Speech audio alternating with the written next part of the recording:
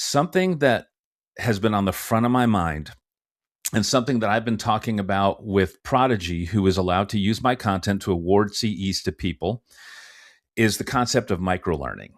And Hmm. the fact that so many people now are getting their education through microlearning. And I cannot tell you how many times I've walked into some sort of EMS room where they have some sort of video on in the background and minimized, that they're eventually going to bring back up and just, guess the answers at the end. But they're scrolling on their phones and they're talking about what they've learned from Nurse Gwenny, from EMS Avenger, from Jeff Murphy, from all these other creators that are out there putting out this amazing content that's only like 2 to 3 to 4 minutes long. And they're not getting any credit for it whatsoever. And to get credit for it, there's a lot of hoops that they have to jump through.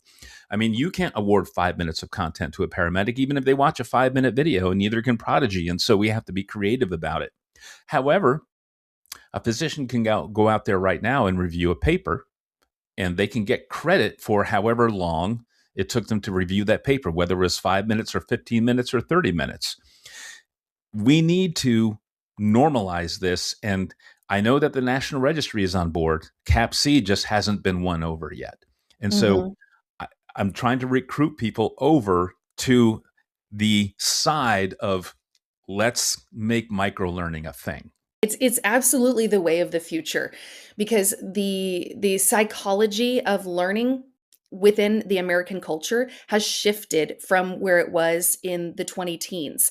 It used to be to be educated on anything, whether it was for CEUs or for actually learning the content, you had to go and sit down in a classroom. Well, the COVID pandemic made it to where a lot of that was allowed to happen online. And so it was distance learning, but it was still full length.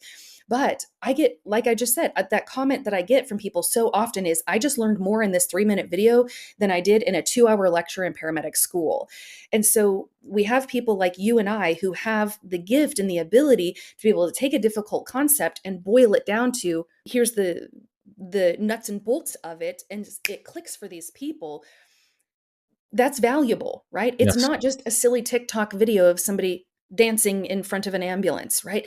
It's learning that's going to result in improved patient care. And so we need to be able to offer CEUs.